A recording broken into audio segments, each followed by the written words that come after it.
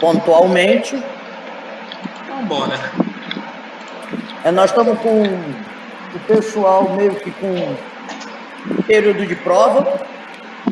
E aí a gente sabe que dá uma meia vazada porque o pessoal fica meio desesperado.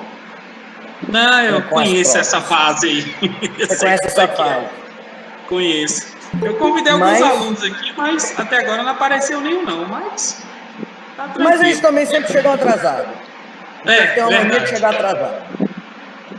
Bom, pessoal, beleza. Boa noite. Tá? Hoje nós vamos à nossa quinta palestra do Texto em Foco.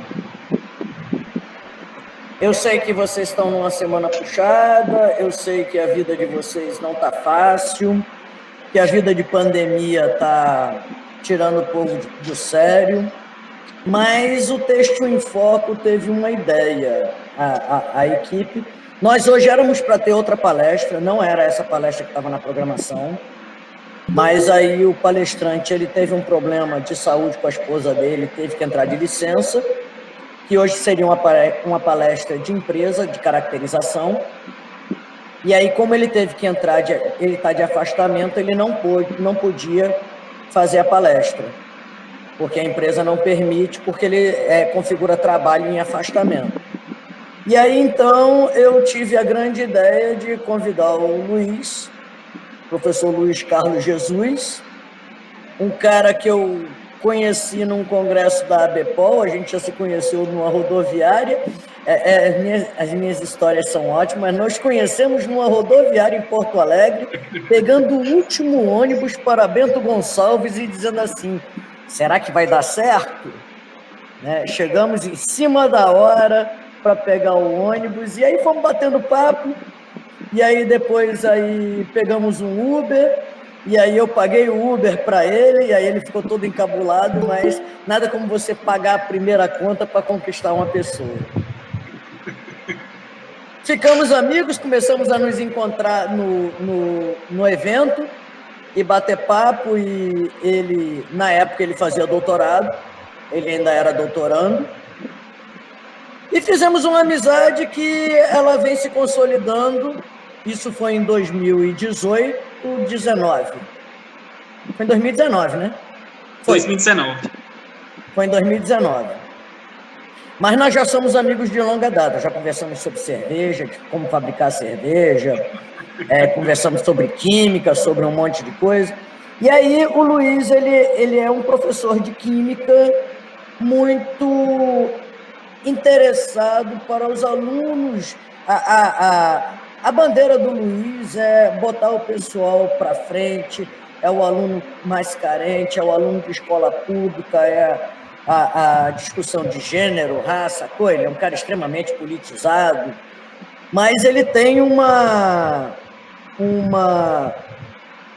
ideia bem interessante, que foi isso que me fez conversar com ele. Essa palestra era para ser em janeiro, sobre como nós trabalharmos essa coisa da química. Porque cada vez que você fala sobre química com um aluno, o aluno logo vem desesperado. Ele bate um desespero. E aí eu pedi para o Luiz fazer uma palestra que não fosse uma aula de química, que nós pudéssemos fazer mais um bate-papo, para que quebrasse um pouco desse bicho-papão, que é a química, não só para aluno, mas para professor também. E aí ele vai contar um pouco da história e deixar vocês aí vendo como vocês podem fazer pergunta. Nós hoje não temos tempo. A Clarissa, que ela colocou agora no chat, ela mesmo disse para mim, Vivi, essa palestra eu preciso assistir, eu tenho pavor à química. E a Clary é uma querida lá do Rio Grande do Sul, que já é uma amiga de longa data, já de grupo, ela já terminou o doutorado, ela é uma estudiosa. Então, você vai pegar uma pessoa que está num pós-doc hoje, que tem um doutorado em materiais, foi aluna do Sandro, viu? Cria do Sandro Amico, e que ela mesmo diz, eu tenho um baita medo da química. Eu também tive o baita medo, e eu acho que todo mundo tem um pouco de história para contar. Então tá na tua mão, Luiz. Vamos levar esse bate-papo. Quebra um pouco esse bicho-papão, mostra que nós podemos não gostar de uma coisa, mas aproveitar e, de repente, até poder aprender a gostar. Essa palestra hoje ela é diferenciada. Divirta-se. Vou aqui desativar minha câmera. Agradeço as considerações aí da amiga Viviane aí. Fico muito feliz. A gente está aí justamente para adicionar, né? Realmente fazer um trabalho diferente. Então, vamos lá. Deixa eu começar aqui. Todo mundo está vendo minha tela aí? Tranquilo?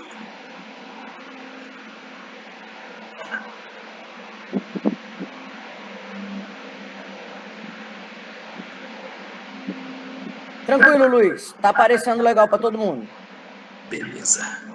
Então, galera, a gente vai começar aí, como a professora Viviane, ela colocou aí, a gente trouxe essa palestra aí, desmistificando a química na engenharia. E assim, essa palestra, ela vai ter uma visão um pouco diferente em relação às outras palestras que eu também estou acompanhando de vocês, em que vocês podem interromper na hora que vocês acharem melhor, entendeu? Porque a ideia realmente dessa palestra, como foi colocado pela professora Viviane, é afastar um pouco o pavor que os estudantes têm em relação à química, né? Porque geralmente os alunos, eles têm um bloqueio muito grande, né? Ainda mais assim, eu costumo até brincar em relação à química, por quê? Porque, na verdade, o aluno ele tem até mais dificuldade na química do que na física.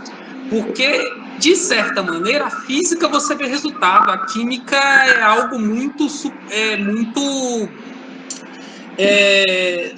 não seria superficial a palavra correta. A química é algo que você não consegue ver, né? Nem mesmo... Abstrato.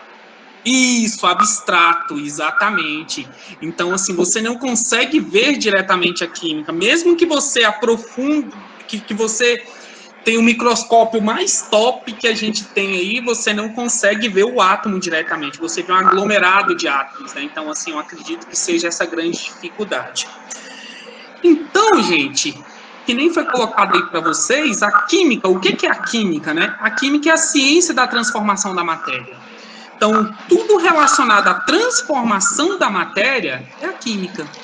Então, assim, ela vai desde a conversão dos alimentos, quando a gente se alimenta, até a respiração celular, a questão do amadurecimento das frutas, a fabricação de diversos produtos industriais, tudo isso está relacionado à química, entendeu? Então, a química ela é um campo bastante abrangente que a gente tem, certo?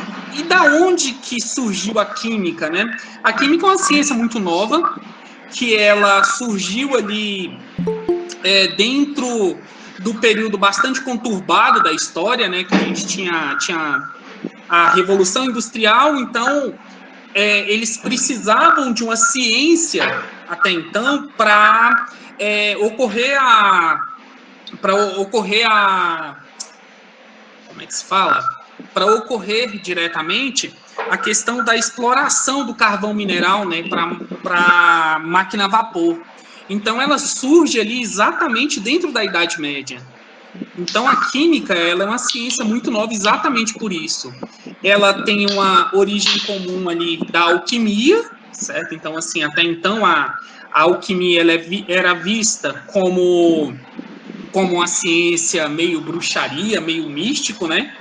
Só que ela saiu desse campo meio religioso e entrou como ciência após os trabalhos de Lavoisier, certo? Então, Lavoisier costuma-se falar, não, né? Lavoisier é o pai da química, né? Então, ela foi a partir dos trabalhos dele que a química surgiu como ciência, como realmente seguindo uma metodologia científica, seguindo padrões, certo? E ela, até então, a química, ela era muito associada à física, né? Então, assim, a partir da Revolução Industrial e do Iluminismo, né, a química realmente ela surge como ciência. Então, o primeiro modelo atômico aí que a gente tem aí é o modelo atômico de Dalton, né, gente? Todo mundo deve conhecer. Esse modelo atômico de Dalton, ele vem do modelo atômico de Leucípides e Demócritos, lá da Grécia Antiga, né? E esse modelo atômico, ele relacionava as partículas atômicas relacionado a esferas, né? Então, se você faz uma analogia em relação à bola de bilhar, e assim, eu sempre falo para os meus alunos que não existe um modelo atômico errado. O modelo atômico, ele responde os anseios da ciência até um certo momento, né? Então, até um certo momento histórico ele responde. Então, o que o modelo atômico ele respondia? Qual o anseio da ciência que ele respondia naquele momento? Ele respondia às leis ponderais. Quais são as leis ponderais? Lei de Lavoisier, lei de Proust e lei de Dalton, né? Então, o modelo atômico de Dalton, ele respondia exatamente o início da química como ciência. Então, o que ele dizia? Ele falava que a matéria era formada por átomos, certo? Então, assim, cada átomo, ele era uma esfera indivisível, certo? Que são partículas esféricas, maciças e indestrutíveis. Então, assim, até esse momento histórico aqui, não existia prótons, elétrons, nêutrons, existia exclusivamente uma partícula esférica, que era indestrutível, maciça e tudo mais. Os átomos dos elementos químicos diferentes, olha só que coisa extraordinária. Os átomos dos elementos químicos diferentes apresentavam com massa e tamanhos e propriedades físicas diferentes. Então, assim, até um certo período histórico, a gente tinha uma teoria chamada teoria do flogístico, né? Essa teoria do flogístico, ela trazia, na verdade, que não só a teoria do flogístico, como a teoria dos 4 elementos fundamentais, né? Porque a teoria do flogístico, ela trazia que cada elemento químico, ele tinha uma alma, né? Que ele chamava de flogístico. E quando esse elemento, ele era queimado, essa alma era perdida, que era fumaça para eles. Então, por isso que se perdia massa. Só que qual foi o grande experimento ali dentro dentro da química como ciência que Lavoisier fez, gente? Ele colocou fogo ali, ele fez a prática de combustão, né? Para elementos diretamente ligados a metais, entendeu? E ele percebeu, na verdade, que em vez desses elementos perderem massa, eles ganhavam massa. Aí surge a célebre frase: a lei da conservação da matéria. Na natureza, nada se cria, nada se perde, tudo se transforma. Então, assim, esse anseio da ciência, ele era respondido por Dalton naquela época. Porque, para Dalton, a partir desse momento, você não tinha mais um elemento fundamental. Você não tinha mais aqueles 4 elementos fundamentais, que era quem? Terra, água, ar e fogo. Então, ou seja, você tinha, na verdade, o início da ideia de molécula, que um conjunto de átomos formavam moléculas, que um conjunto, na verdade, de moléculas que você poderia ter ou não aquele elemento. Então, por exemplo, vamos colocar a água, né, H2O. Você tinha uma junção ali dos átomos de oxigênio e hidrogênio, entendeu? Então, você tinha um conjunto de átomos, você não tinha um elemento. Então, assim, o modelo atômico de Dalton, ele foi percussor dentro disso aí, então ele tem uma importância muito grande, certo? Então, assim, existia até aquele tempo pouquíssimos elementos químicos, mas ele foi percussor dentro da ideia atômica, realmente, do átomo. Beleza? Alguma dúvida até aqui, gente? Tá tranquilo? Podemos seguir? Então, beleza. Então, tranquilo, vamos seguindo. Beleza.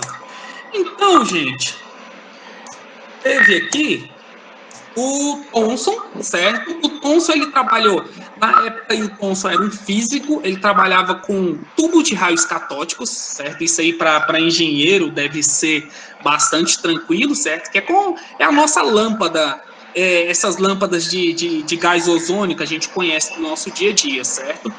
Então, o que trouxe de novidade esse modelo atômico de Thomson? Esse modelo atômico de Thomson, a partir desse momento agora, o átomo ele começa a ser divisível, certo? E traz uma coisa chamada natureza elétrica da matéria, certo?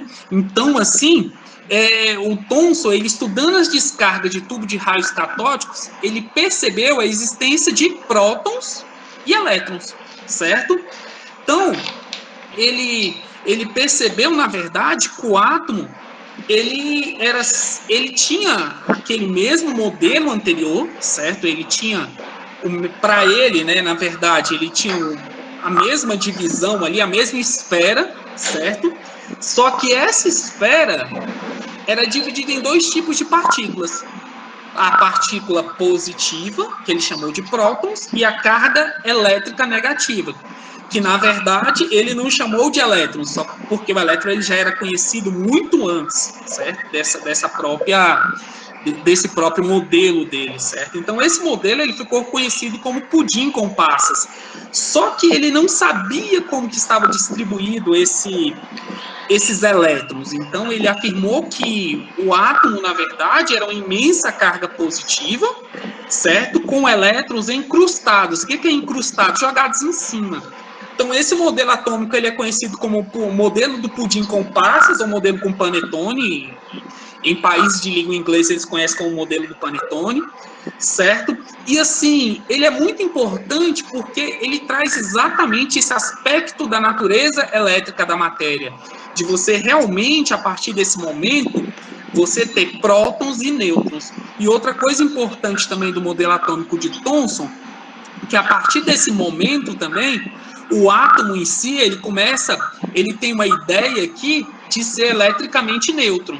Ou seja, o que é eletricamente neutro? Que a quantidade de cargas positivas é igual à quantidade de cargas negativas, certo? Então, isso é muito importante nesse momento histórico aí. Então, aí a gente tem um novo modelo atômico. Se a gente olhar aqui, a diferença é muito pouca. A gente tem uma diferença aí basicamente de 8 anos, certo? E o neozelandês Rutherford, certo? Dentro da sua tese de doutorado, ele trabalhou para provar que, na verdade, o átomo ele tinha, de certa maneira, certas discrepâncias em relação ao modelo atômico de Thomson. Ele tinha duas regiões distintas. Então, o que ele fez? Ele pegou aqui um tubo de raio catódico, desculpa. Ele pegou aqui um bloco de chumbo, certo?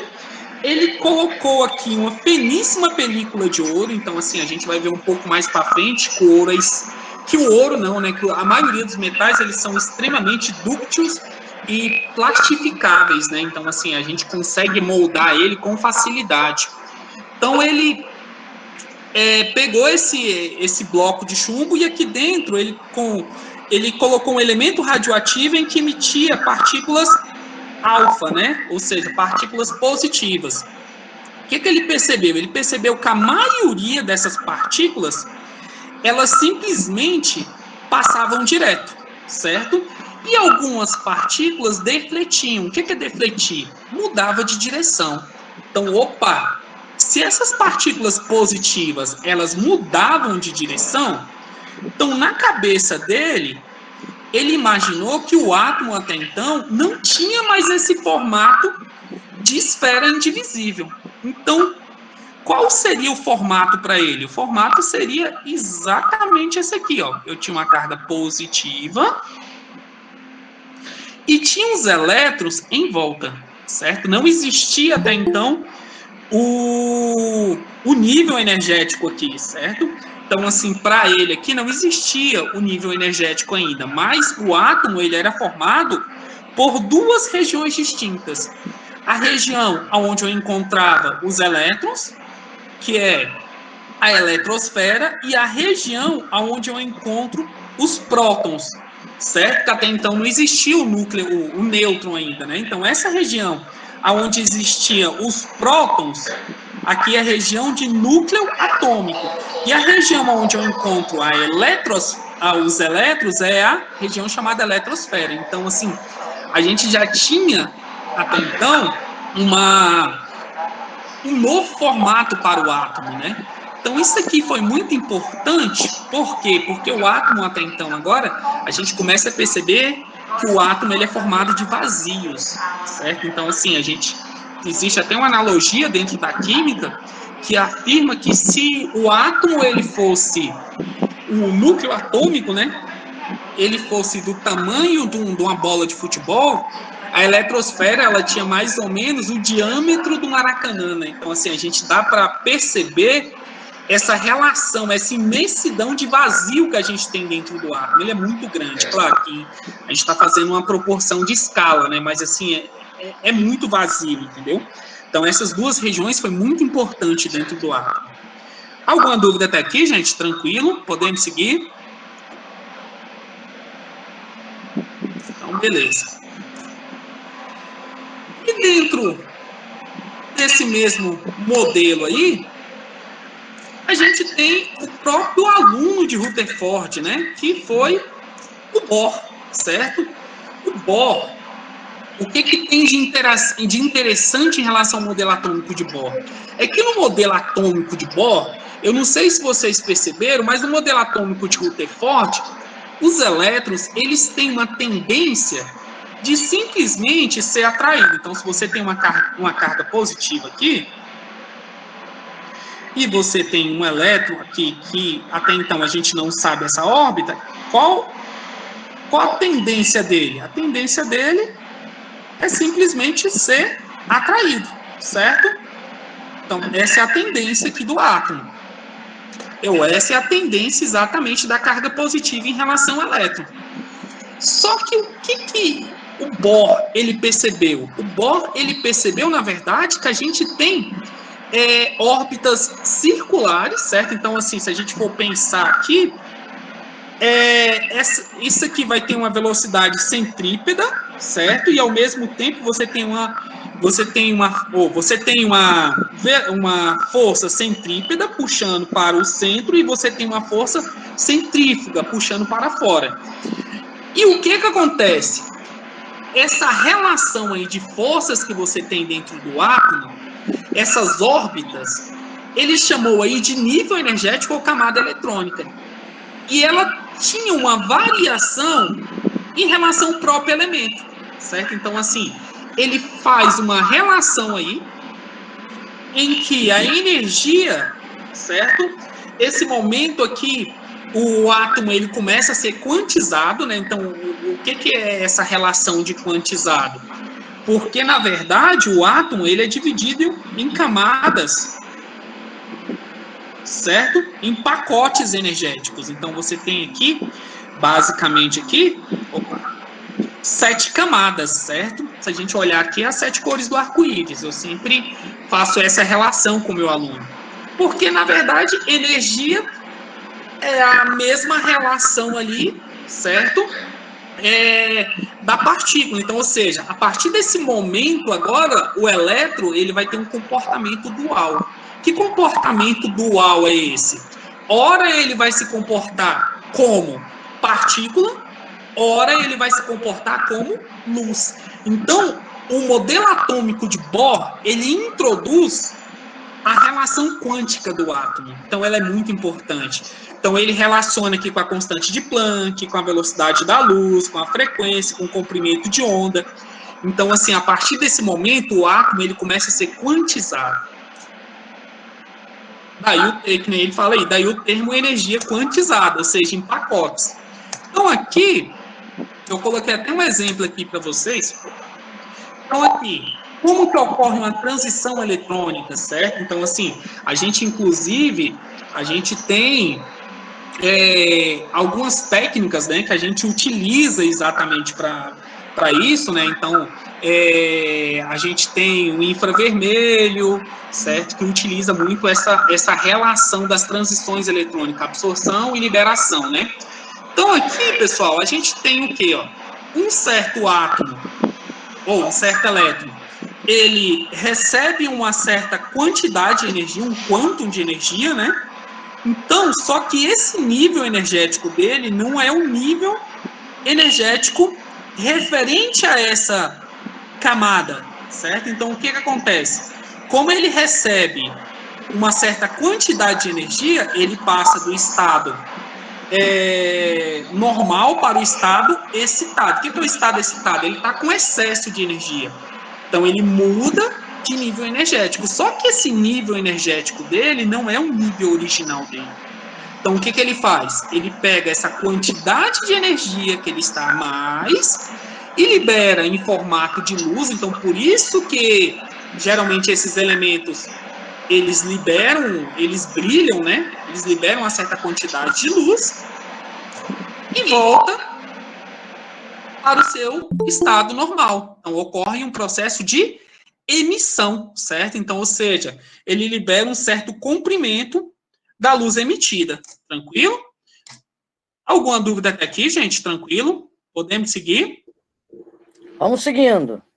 Então, beleza. Começar a dar os problemas agora para eles pararem de querer fugir. Beleza. Tá indo no nível aí legal, Vivi? Tá, vamos lá. Daqui a pouco a gente chega no foco do problema. Beleza. Então, pessoal, e dentro dessa mesma relação de modelo atômico aí, de Bohr, a gente tem um modelo atômico também de Sommerfeld, certo? Então, o que é o modelo atômico de Sommerfeld? Ele relaciona aqui a distorção do nível, certo? Então, por quê? A gente tem uma atração aqui, certo? E essa atração, ela não vai seguir de maneira circular, certo? Então, ela vai seguir de bem mais elíptico, certo? Do que de maneira circular. Então, o que acontece? Você tem uma distorção aqui, principalmente devido até à carga eletrônica, ou à carga nuclear, certo? Então, a carga nuclear aqui, só a gente pensar, por exemplo, o elemento que está mais, a camada que está mais próximo do núcleo, ela vai ter uma atração bem superior à camada que está mais afastado do núcleo, certo? Então, a gente consegue ver exatamente dentro dessa própria figura aqui, entendeu? Então, se a gente pensar aqui, ó, esse primeiro elemento, essa primeira camada aqui, ela está bem mais distorcida do que essa quinta camada aqui, entendeu? Por quê? Porque ela vai sofrer menos influência do núcleo atômico. Então, essa relação do núcleo atômico, essa distorção do nível energético foi descoberta por Sommerfeld, certo? Então, ele fez essa relação aí. Se vocês perceberem, a gente tem, desde 1808 até 1916, a gente tem uma relação aí de 108 anos. Então, você vê assim, como que a química, apesar de ser uma ciência muito nova, ela evoluiu muito rápido, né? E, para a gente fechar aí o modelo que a gente tem atual aí, a gente tem um modelo atômico aí, certo? O modelo atual, que é o modelo quântico, que é o modelo mais conhecido, certo? Que ele não tem ele não é um modelo só de um pesquisador, certo? Teve vários pesquisadores. O próprio Sommerfeld ali, esse modelo dele, se a gente for pensar ali o modelo quântico, ele começa ali nas ideias de Bohr, certo? Ela passa pelo Sommerfeld, ela vai por Lois, certo? O Heisenberg e passa aí pelo Schrödinger, né? Então, assim, é o modelo atômico que é só a gente pensar um pouquinho. Eu sempre faço uma relação bastante interessante com os meus alunos, gente, que ele faz assim, ele começa aqui a ideia de orbital, né? Então, assim, o modelo atômico quântico, ele faz uma relação de orbital. Então, assim, você não tem mais ali o nível exato que eu acho o elétron. Você tem, na verdade, aonde eu acho a máxima probabilidade de eu achar o elétron. Então, assim, os alunos sempre me perguntam, professor, por que a máxima probabilidade de eu encontrar um elétron? Eu sempre faço essa relação com os meus alunos. Então, assim, todo mundo consegue ver a caneta que eu estou aqui na mão, certo? Todo mundo, se você faz uma movimentação bem devagar, todo mundo consegue ver. Agora, se você faz isso aqui, você já tem dificuldade de enxergar a caneta diretamente. Agora, imagina essa caneta 3 × 10 oitava metros por segundo. Então, essa caneta movimentando, claro, a gente vai desconsiderar aí, né, a fórmula de Einstein, porque a fórmula de Einstein, assim, você ia ter a conversão dela, se ela tivesse em velocidade da luz, a conversão da massa em energia, mas desconsiderando a fórmula de Einstein, se ela tivesse na velocidade da luz, você não poderia afirmar que ali dentro tinha um elétron. Você tinha que afirmar que existia a máxima probabilidade de encontrar um elétron, mas você não pode afirmar. Então, você tem até a relação lá, né, do gato de Schrödinger, né, que ele faz exatamente essa relação, que o gato diz está vivo ou morto, né, então, existe essa relação, beleza?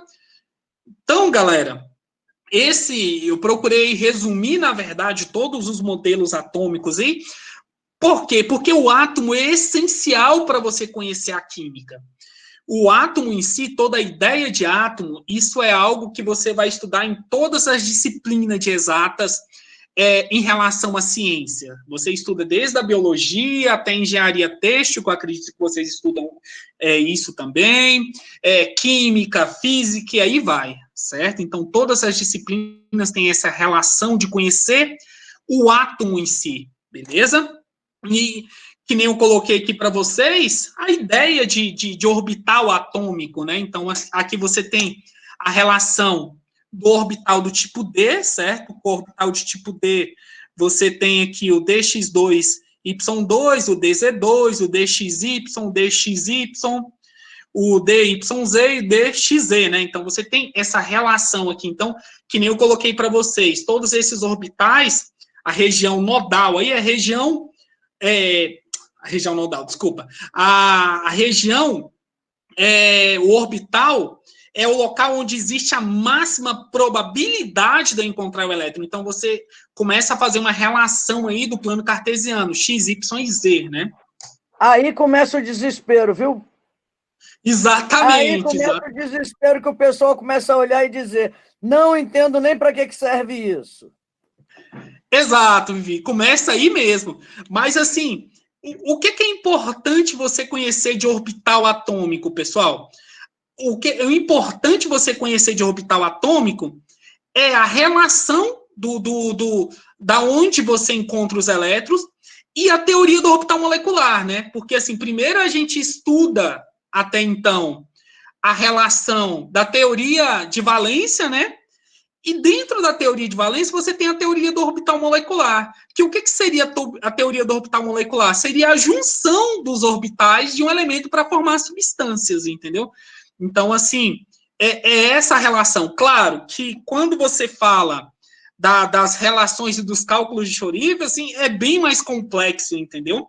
Mas, assim, o que é importante é vocês conhecerem como que ocorrem as ligações químicas, qual a influência delas em relação aos materiais, que a gente vai falar um pouco mais para frente, beleza? Você quer falar alguma coisa, Vivi? Não, vamos tá aí, já deu uma aliviada, teve gente respirando. Beleza. E dentro dessa mesma perspectiva, gente, se a gente tem o átomo em si a gente relaciona com a tabela periódica, né? Então, assim, a tabela periódica, ela é essencial, certo? Então, eu acredito que essa parte aqui seja bastante tranquila, realmente, assim, o trabalho de Mendeleev é admirável, por quê? Porque ele conseguiu estruturar a tabela periódica de acordo com o seu número atômico. Claro que a primeira tabela periódica de Mendeleev, ele fez a distribuição de acordo com a massa, né? Aí Moseley, complementando o trabalho dele, fez a distribuição de acordo com o seu número atômico, e ficou algo, assim, extraordinário. Por quê? Porque o Mendeleev e o Moseley, gente, eles conseguiram reunir todos os elementos que têm propriedades semelhantes. Então, quando a gente fala aqui de período, a gente está falando o quê? A gente está falando de elementos que têm a mesma quantidade de camadas. Então, como assim quantidade de camadas? Então, por exemplo, eu vou colocar aqui, ó, você tem aqui um elemento aqui que tem uma camada, que seria o hidrogênio, vamos colocar aqui, e você tem um elemento aqui, todos considerando aqui um nêutron, certo? Que tem a mesma quantidade de camadas, porém tem 2 elétrons. Então, se vocês notarem aqui, ó, ambos têm a mesma quantidade de camadas. Mesma coisa aqui, ó, nível, ou período 2. Todo mundo aqui tem a mesma quantidade de camadas. Então, a quantidade de camadas aqui, ó, é exatamente essa parte aqui. E o que é a quantidade de camadas, gente? Ela está intimamente relacionada ao modelo atômico de Bohr, certo? Então, ou seja, a quantidade de camadas é exatamente um nível energético, certo? Então, se você faz uma distribuição eletrônica qualquer aqui, vocês vão perceber, por exemplo, se eu faço aqui vou colocar algo bem simples aqui, o hélio. Então, 1s2, 2s2. Então, desculpa.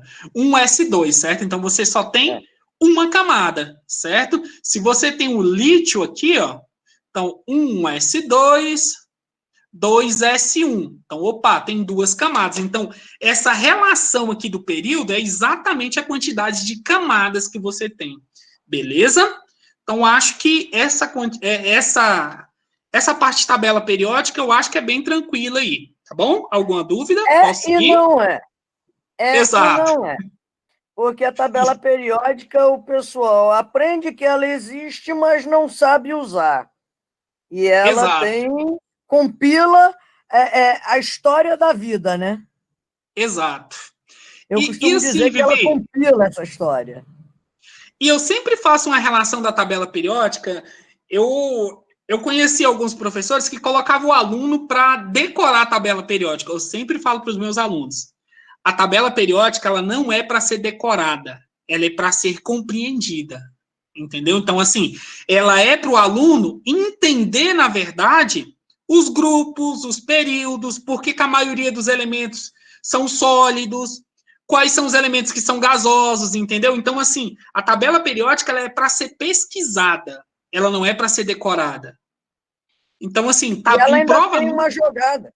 Ela tem uma jogada interessante, porque quando você quer fazer uma ligação química, olhando nela, você já sabe as camadas de valência, né? Exatamente. Então, assim, a relação de grupo, que eu vou falar no próximo slide, é exatamente isso. Se você tem um elemento que é do grupo 1, você sabe que tem um elétron. Se você tem um elemento do grupo 2, tem 2. E assim vai. Beleza? Então, essa é a jogada, assim, da tabela periódica, que ela é bastante interessante. Bom?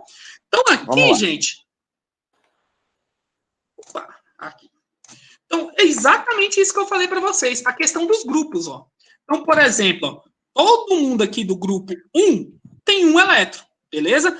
Professor, por que tem um elétron todo mundo aqui? Porque se você fizer a distribuição eletrônica, vocês vão perceber que todo mundo tem um elétron. Por exemplo, o hidrogênio, apesar do hidrogênio não ter família, ele não pertence exatamente ao grupo 1, ele, na verdade, ele é um forasteiro do grupo 1, ele não pertence a esse grupo. Mas, dentro da distribuição eletrônica, se a gente colocar aqui, ó, 1s1. Se a gente for pensar o lítio, ele tem 3 aqui, ó. Então, ó, 1s2, 2s1. Sódio, 1s2, 2s2, 2p6, 3s1. Beleza? Então, aqui, ó, já tem 3 camadas. Então, assim, o que vocês estão percebendo? Que a camada de valência está associada à posição do elemento na tabela periódica. Como assim está associado? Vamos colocar aqui o sódio. Ó. O sódio, ele é do grupo 1, e qual o período dele?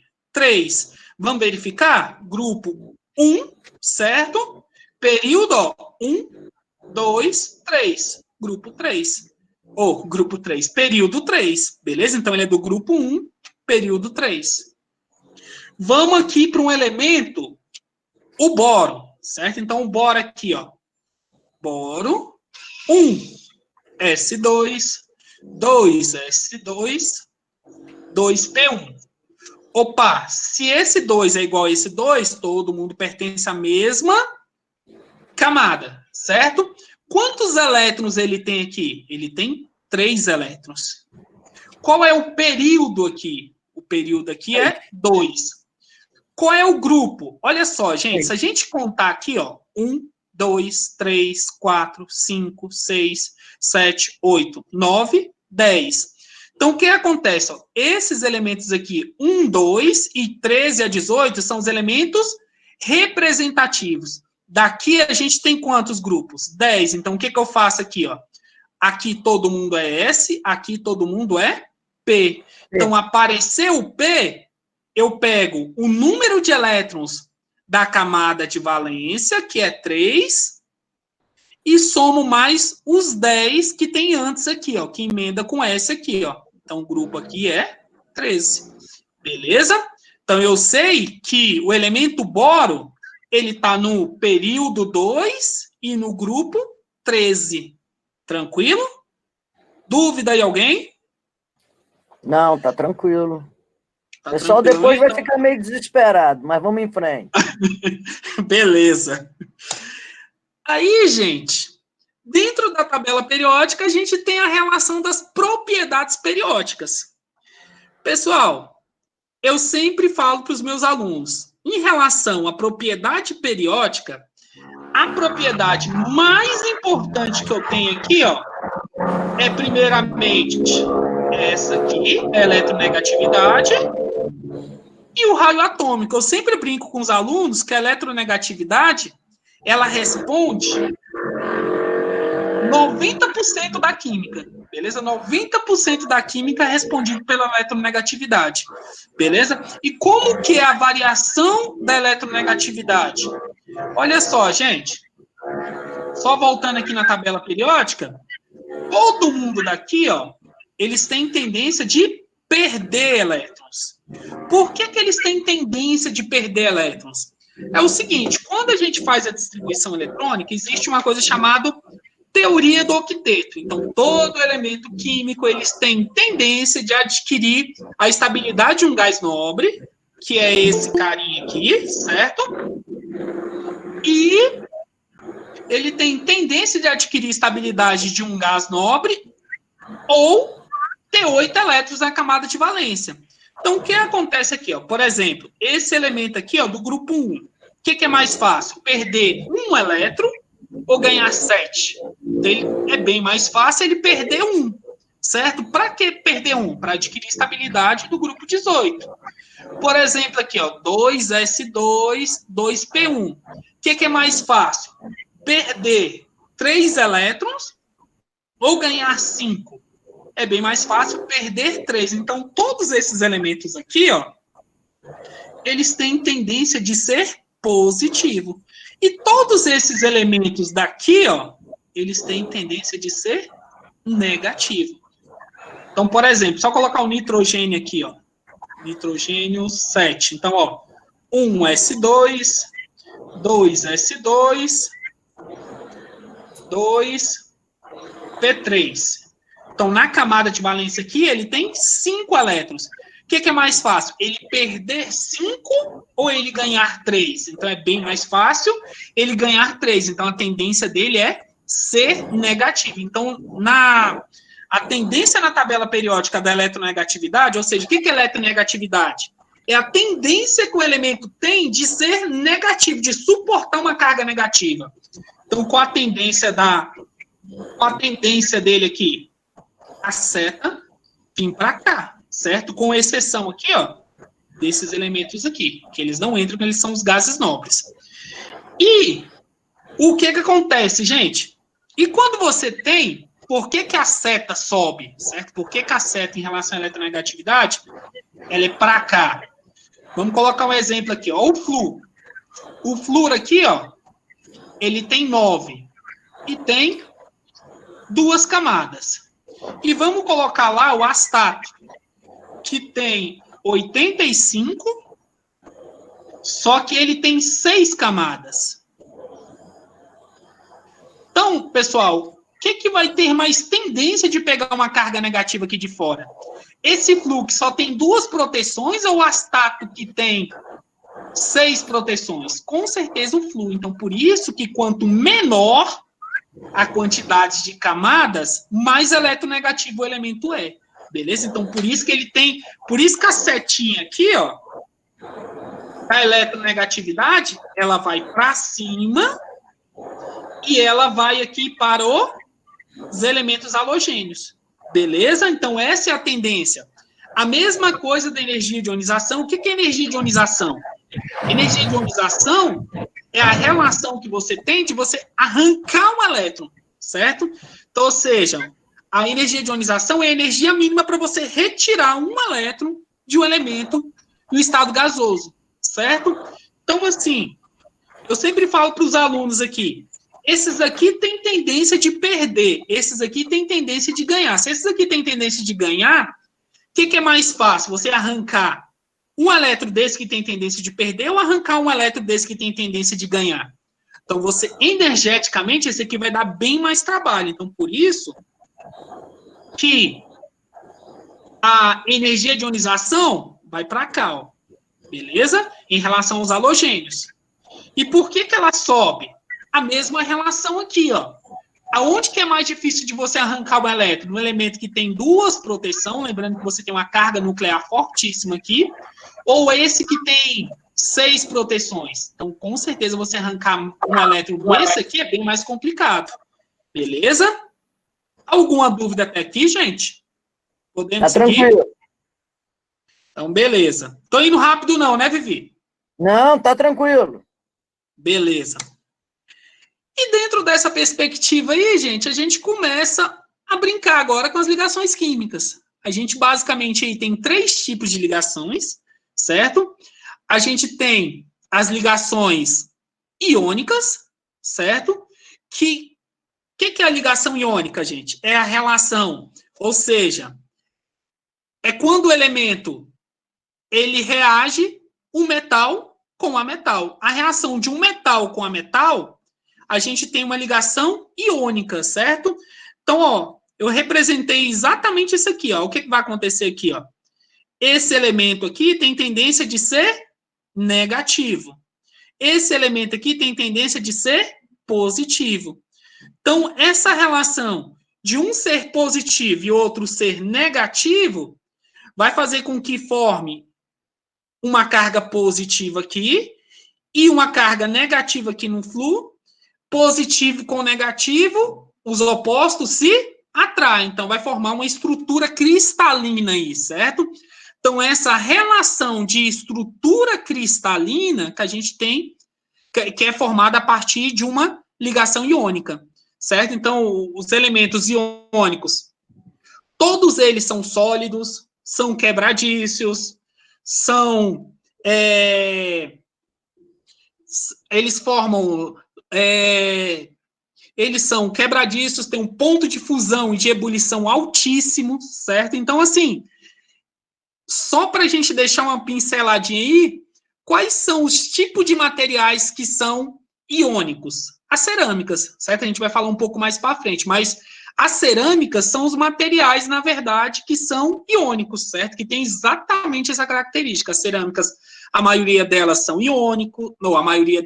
tem 90% das cerâmicas são iônicos. Claro que existem algumas covalentes, certo? Pouquíssimas, mas existe. Mas a maioria dos materiais cerâmicos são iônicos, certo? Porque são quebradiços, tem alto ponto de fusão e de ebulição,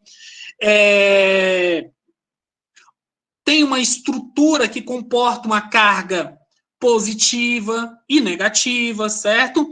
Essa própria relação de carga positiva e negativa acaba relacionando diretamente a própria estrutura do material, beleza?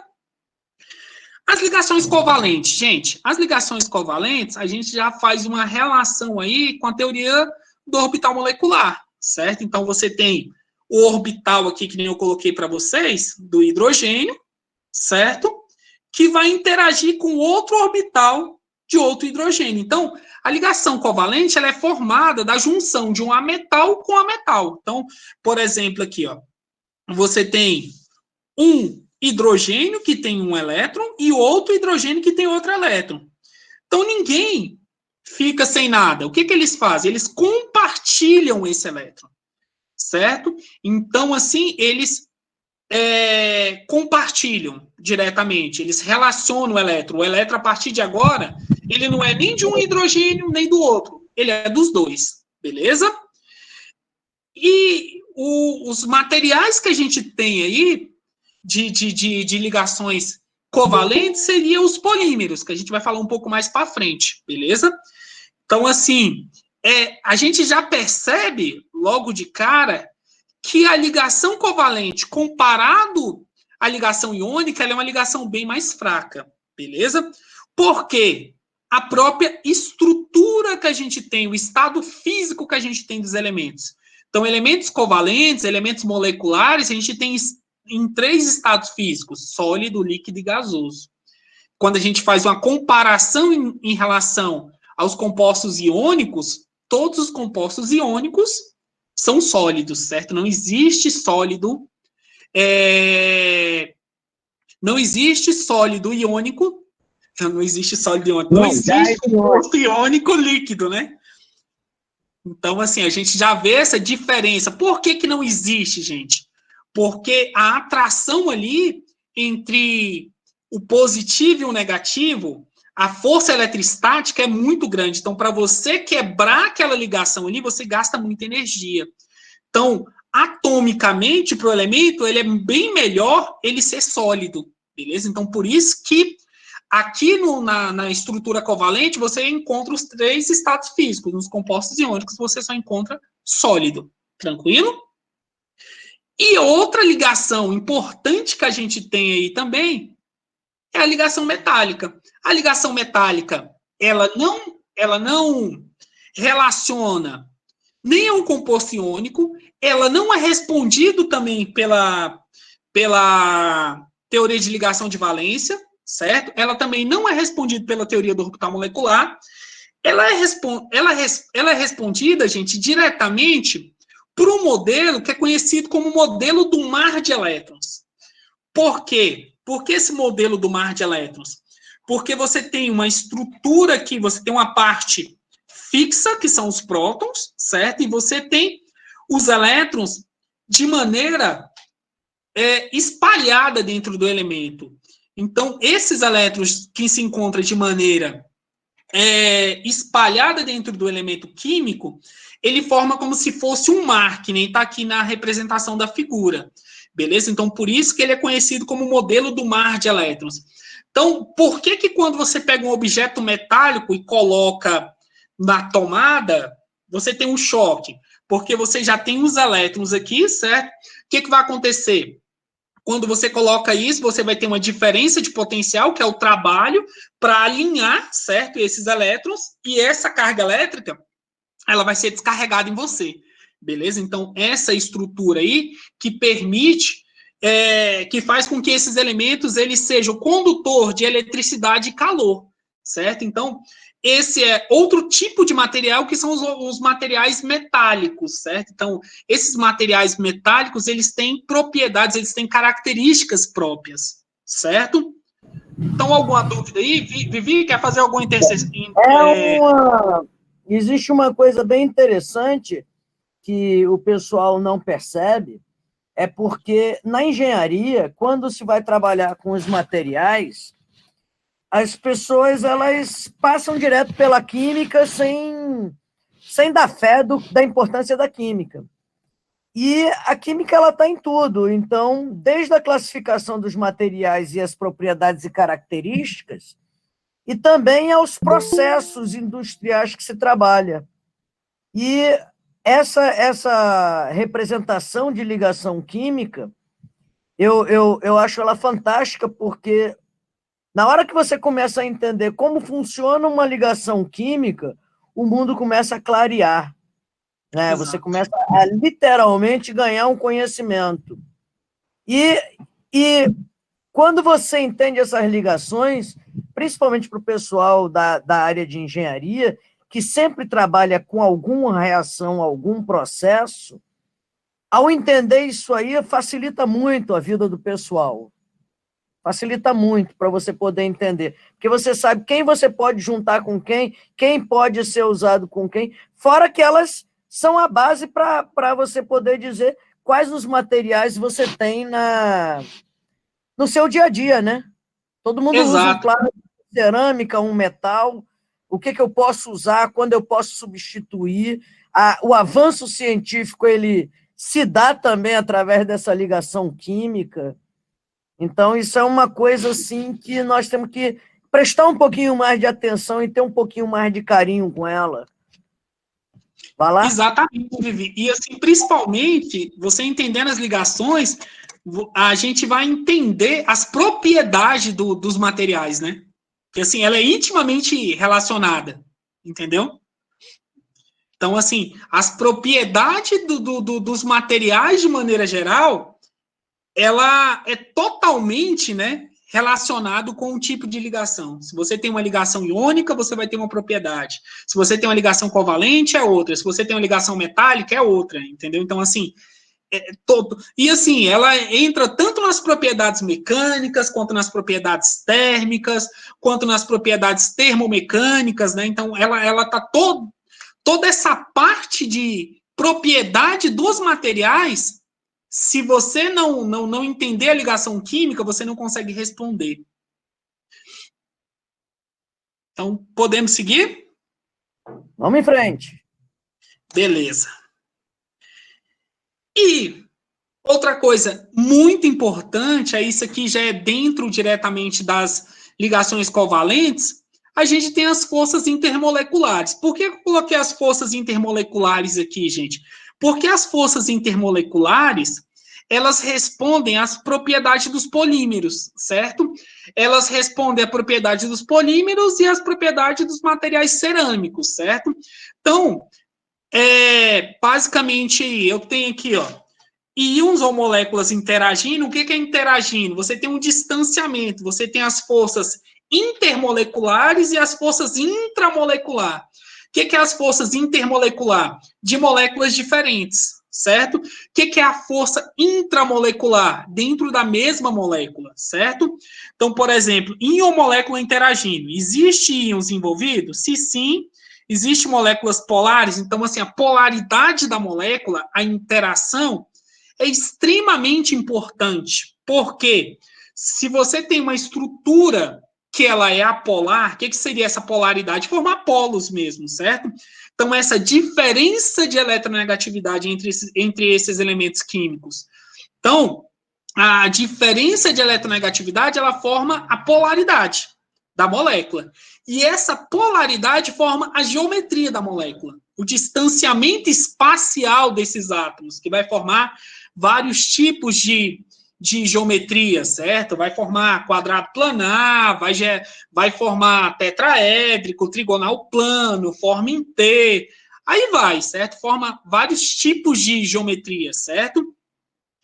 E assim, se existe molécula e íon presente, ela pode formar dois tipos: íon dipolo, certo? Que é uma força bem forte, certo? Que você precisa de uma quantidade de energia extremamente alta. Então, você tem até um composto iônico aqui, ó, brometo de potássio e H2O. Então, assim, só para vocês verem aqui que a ligação da água é muito... A ligação de hidrogênio é realmente uma interação bem forte, certo? Ligações iônicas, exemplo, NaCl, o nitrato de amônio, certo? Quando é substâncias exclusivamente iônicas, certo? Lembrando que dentro das ligações, a gente tem os caráter, certo? E isso é legal você falar para nível superior, por quê? Porque, na verdade, uma ligação ela não é 100% covalente, ela não é 100% iônica. A ligação ela tem um caráter iônico e um caráter covalente. Então, os compostos iônicos mesmo, ele tem um percentual de caráter iônico alto, mas ele vai ter um percentual de caráter covalente também. E a mesma coisa, vamos colocar um exemplo aqui, gente, um composto, o HCl.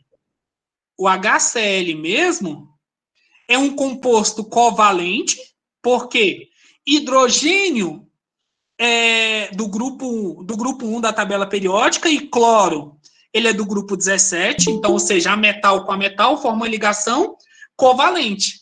Só que o caráter covalente dele não é muito alto. Por quê? Porque ele forma íons, H+, mais Cl-. Então, ou seja, é um composto covalente que tem um caráter iônico alto. Beleza? Então... E é interessante, porque... Sumiu, Luiz. Ah, tá, cortou. Pode falar.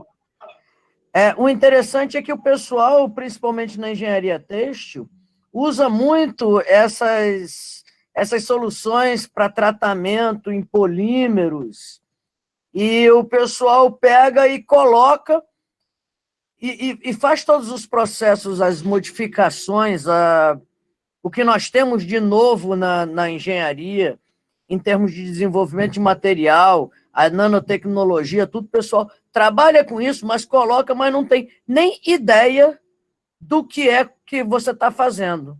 Segue aquela receita de bolo. Tipo, bote 10 gramas disso, em tantos ml disso, dissolva e um abraço. Está feita a sua solução. E não sabe o que foi que aconteceu das reações. Então, eles não conseguem entender as reações químicas porque não tem essa noção. Exatamente, Vi. Tem que saber relacionar, entendeu? Essa questão das ligações. Por isso que eu estou batendo muito na questão da ligação, para você entender a estrutura do material. Por que aquele material está reagindo? Por que você coloca um HCl e não um H2SO4, entendeu? Então, assim, eu acredito que vocês que trabalham diretamente com fibras, vocês devem ter uma relação, vocês têm que entender muito do Ka do ácido, né? E do pKa. Porque se você colocar um ácido muito forte... Aí você falou japonês, né? Exatamente. Então, você vai detonar a sua fibra, entendeu? Então, assim, você tem que entender bem dessa parte de Ka do ácido, do pKa, da questão da acidez, né? Vamos em frente. Então, beleza. Então, vamos lá. Então, gente... Então, continuando aqui, ó, existe íons dissolvido? Existem moléculas polares envolvidas? Se não tem composto polar, ela só pode fazer um único tipo de interação. Que interação é essa? Dipolo induzido, dipolo transiente, forças de London, certo? Quem que faz esse tipo de interação, gente? Esse tipo de interação, quem faz são os compostos apolares. Quem que são os compostos apolares? São os compostos que não formam polos. Eles formam uma coisa chamada dipolo transiente. O que é um dipolo transiente? Vou colocar um exemplo aqui para vocês. Olha só, o dipolo transiente, você tem aqui uma carga positiva. Eu vou colocar aqui H interagindo com H. O que vai acontecer aqui? Você tem uns 2 elétrons. Essa carga positiva aqui, ela vai ter uma força de atração, certo? Apesar de ser mínima, vai formar um dipolo transiente, ora positivo, ora negativo. Isso é um dipolo induzido, por isso o nome dipolo induzido, só que é uma força muito fraca. Entendeu? Então, essa força muito fraca, eles chamam de dipolo induzido, porque induz o átomo. Quem que induz o átomo? O núcleo atômico. O núcleo atômico, ele induz a formação dessa carga, certo? Dessa carga negativa. Então, por isso que é um dipolo transiente ou um dipolo induzido, ou conhecido também como forças de London. Beleza? O átomo de hidrogênio está ligado aos átomos do FON. Quem é FON? Flu, oxigênio e nitrogênio. Se não tiver, ele só pode fazer um tipo de interação, que é chamado de polo-dipolo. Quem que é o dipolo-dipolo, gente? Dipolo-dipolo é quem forma ligação polar. Então, por exemplo, existe diferença de eletronegatividade aqui entre o hidrogênio e o cloro. Então, aqui, ó, aqui tem uma carga negativa, aqui tem uma positiva. Até mostro para vocês. Deixa eu só voltar aqui, ó. Olha só, o cloro, ele tá bem aqui, ó. Beleza? E o hidrogênio tá aqui, ó. Então, existe diferença de eletronegatividade entre esses 2 elementos? Existe. Então, se existe uma diferença de eletronegatividade, a gente vai ter um momento dipolar diferente de zero. Você tem um valor aqui, se não me engano, esse aqui é 3,5 e o outro é 1, mas eu não tenho certeza. Então, você vai ter um momento dipolar aqui, uma polaridade igual, se não me engano, a 2,1, alguma coisa assim. Beleza? Então, você tem um momento dipolar aqui. Então, se ele forma polo, essa molécula é polar. O que é polar? Aqui forma uma carga positiva, aqui forma uma carga negativa. Então, ela forma polo, como se fosse pilha mesmo, certo? Se você não tem nem o flúor, nem o oxigênio, nem o nitrogênio, essa molécula, ela tem algo que a gente conhece como dipolo, certo? Então, ou seja, ela forma dois polos, um polo positivo e um polo negativo. Quando eu tenho o FON, quem é o FON? Flúor, oxigênio e nitrogênio, ele forma uma coisa chamada ligação de hidrogênio. O que é a ligação de hidrogênio, gente? O exemplo de ligação de hidrogênio sempre a gente vai para o lado da água, certo? Então, aqui você tem isso, ó. Então, ó, é a interação aqui entre hidrogênio e oxigênio, ou HF. Vou colocar outro exemplo aqui, HF. Interação entre o F. Então, essa ligação aqui é uma ligação muito forte, beleza? Não chega a ser uma ligação covalente, mas é uma ligação muito forte. Então, assim, a molécula da água, a ligação dela, a ligação de hidrogênio, é uma ligação tão forte que a molécula da água, ela era para ser um gás, beleza? Mas devido a essa ligação aqui ser extremamente forte, ela forma um aglomerado de moléculas de água, e esse aglomerado, porque assim, o estado físico, ela está muito relacionada aí, vocês que entendem de termodinâmica, está muito relacionado aí ao quantitativo energético, certo? Então, para você quebrar essa ligação, você precisa de um quantitativo de energia muito grande. Para você quebrar várias ligações, mais ainda. Então, a aglomeração dessas moléculas faz com que a molécula da água, não a molécula da água, mas o conjunto de moléculas de água esteja no estado líquido, beleza? E, assim, é bastante interessante, porque aqui a gente tem uma interação muito forte, mas o NH3 já é um gás, beleza? O HF tem uma interação forte, mas não é tão forte que nem o H2O. O H2O tem uma interação muito forte mesmo, beleza? Então, isso, eu sempre até falo para os meus alunos que isso explica até por que tem vida no planeta, beleza? Porque se essa molécula da água fosse gasosa, não existia vida aqui. E isso também está relacionado à geometria dessa molécula. Então, essa molécula, ela era para ser, na verdade, linear, certo? Só que devido ao par de elétrons sobrando que você tem, o que vai acontecer? Essas ligações aqui, elas vão ter uma repulsão e você vai ter uma angulação aqui de 109 graus. Então, essa angulação aqui e essa repulsão desses elétrons aqui faz com que, na verdade, eu tenha uma geometria diferente, que é chamada de geometria angular, e faz com que eu tenha uma polaridade, essa polaridade faz com que eu tenha uma ligação de hidrogênio, e essa ligação de hidrogênio faz com que essa molécula esteja no estado líquido e não gasoso. Então, isso está intimamente relacionado com a vida aqui no nosso planeta. Tranquilo? Alguma dúvida aí? Podemos seguir? Vamos seguindo, que nosso tempo está ficando mais curto. Beleza. Outra coisa, e assim, gente, e dentro dessa perspectiva, é importante também entender os grupos funcionais. Por que é importante você entender os grupos funcionais? Porque a partir dos grupos funcionais que você vai entender a estrutura de um polímero, certo? Então, eu tenho vários grupos funcionais. Eu tenho um hidrocarboneto, um álcool, um fenol, um aldeído, um acetona. Então, assim, você tem que entender o que é um grupo carboxílico, o que é uma carbonila, por que você tem uma interação, quando você faz, por exemplo, o infravermelho, por que acontece aquele determinado fenômeno, certo? Quando você faz uma espectroscopia de massa, um carbono 14, certo? Então, você tem que entender até então as funções orgânicas, para você entender como que é a formação dessas substâncias. Por que, na verdade, aquele espectro ali, uma determinada banda mudou. Então, por que mudou? Porque, de certa maneira, pode ter acontecido de um grupo carbonila ter se transformado num álcool, certo? Então, você pode ter comprovação de reação química a partir daquilo ali, certo? Então, assim, é muito importante você entender os grupos funcionais para você relacionar com a caracterização do seu material, certo? Então, podemos seguir, Vivi? Tá tranquilo aí? Vamos, porque grupo funcional é desesperador. É verdade. E olha que esse aqui é o básico, viu, Vivi? São mais de 100. Então, beleza. E dentro disso tudo, galera, a gente tem uns 4 tipos de materiais, certo?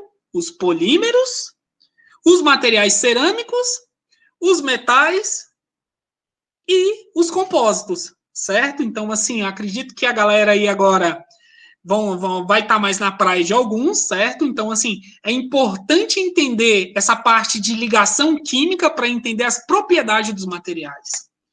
Então, primeiro tipo de material aí que eu coloquei como exemplo para vocês é os polímeros, certo? Os polímeros aí, os plásticos, né? Vamos colocar assim. Existem 2 tipos de polímeros, os naturais, madeira, borracha, proteína, papel e etc., que são materiais biodegradáveis, certo? Eu já vou explicar para vocês por que eles são biodegradáveis. E existem os materiais sintéticos, PVC, poliestireno, PET, polipropileno, que todos são materiais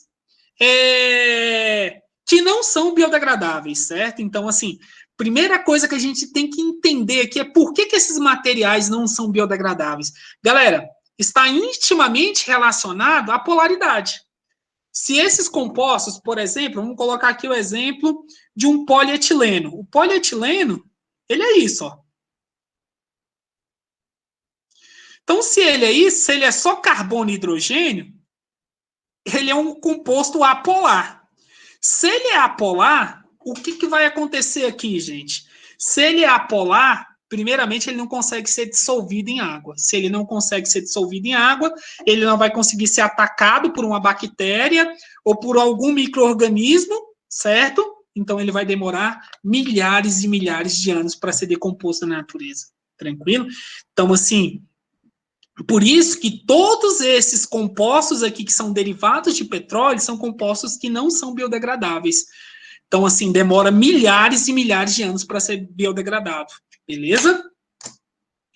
Então, eu coloquei até um exemplo aqui de polímero. Oi, pode falar. Só te dando uma deixa, nós temos também a classe dos artificiais, né? Exato, exato. Uhum. Porque os artificiais vem essa grande jogada de você poder aproveitar o que tem da natureza que não dava para fazer, mas que tem uma propriedade, utilizar um sintético, uma coisa em laboratório, sintetizar em laboratório e dar uma propriedade similar ao natural, mas com mais durabilidade. Exatamente. E assim, eu sempre bato na tecla também, Vivi, por exemplo, da própria questão, às vezes, que as pessoas, assim, você tem 3 tipos de materiais, de polímeros, né? Você tem os polímeros oxibiodegradável, você tem os polímeros sintéticos e você tem os polímeros biodegradáveis. E você, não, na verdade são 4, e você ainda tem os polímeros verdes. O polímero verde, eu vejo assim isso ser muito passado erroneamente na mídia, que os polímeros verdes são biodegradáveis. Não, não são, gente. Os polímeros verdes, a fonte de produção dele é biodegradável. Beleza? Então, por exemplo, vamos colocar o polipropileno verde. Ele é produzido a partir da cana-de-açúcar. Então, como ele é produzido a partir da cana-de-açúcar, a fonte de produção dele é biodegradável, mas quando se produz o polímero verde, o PP verde, ele não é biodegradável. Beleza? Agora, quando você coloca um polímero natural, aí sim. E o que é o oxibiodegradável? O polímero oxibiodegradável, na verdade, ele é um tipo de polímero que ele tem o iniciante a ocorrer a oxibiodegradação, certo? Só que eu falo assim, quimicamente falando, eu falo para vocês, eu não acredito muito nesse óxido biodegradável. Por quê? Porque pode ocorrer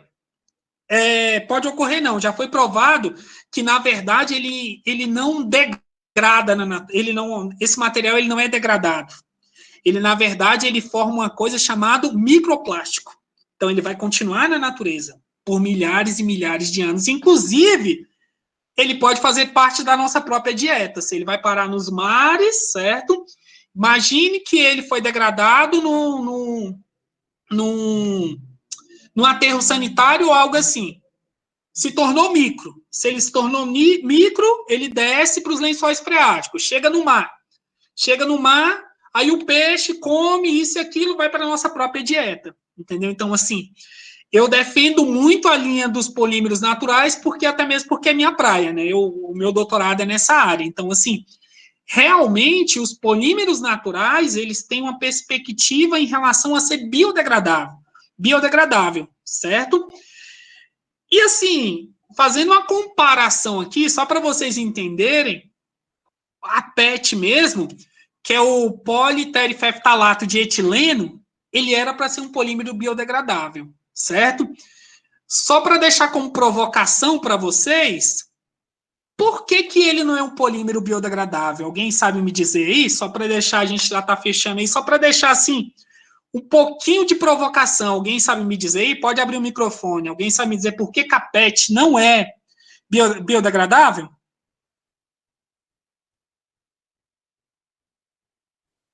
Silêncio!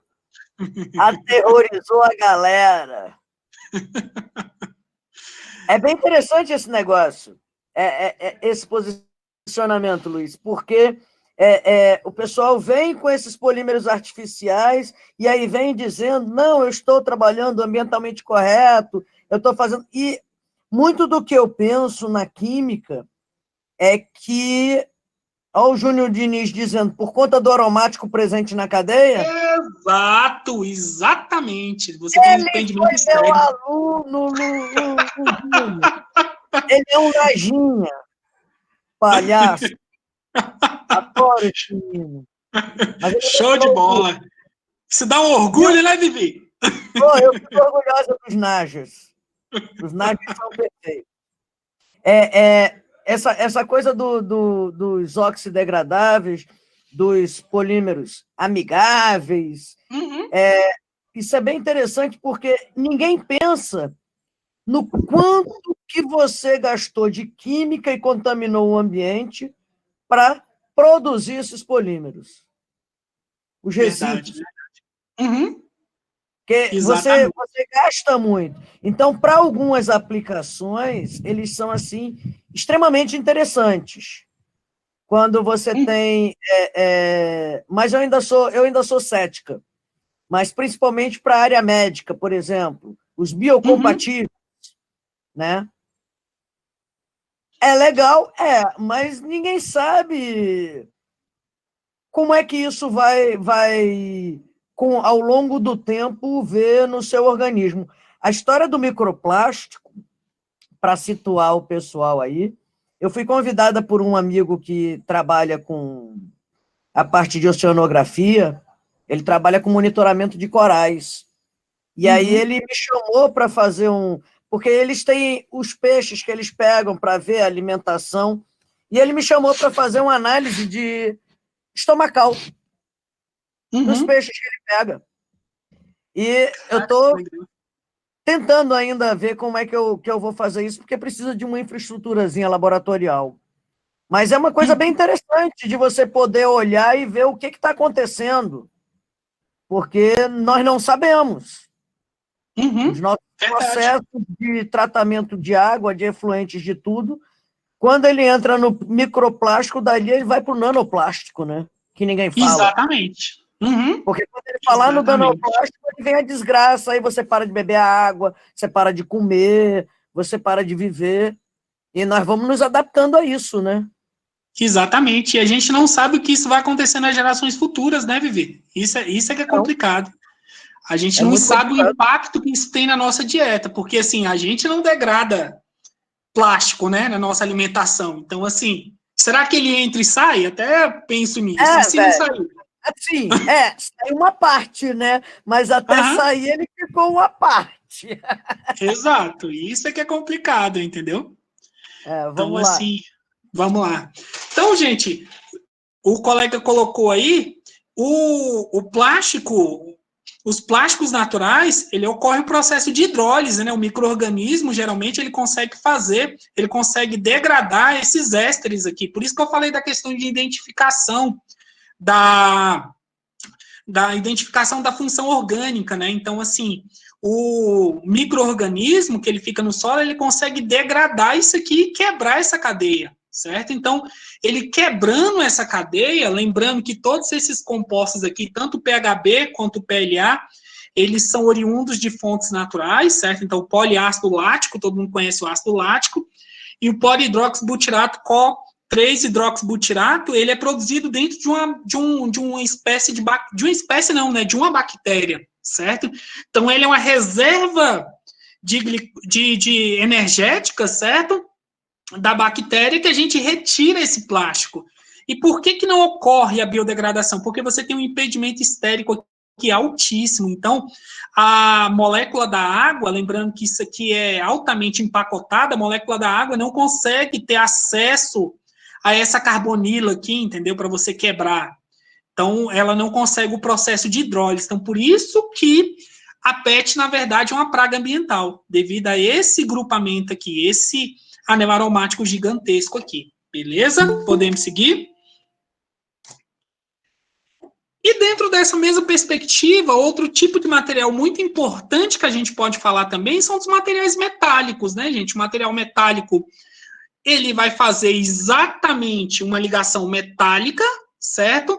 Eles são bons condutores de eletricidade e calor, então, logicamente, devido aos elétrons. Eles têm um brilho característico também, devido à relação dos elétrons também, certo?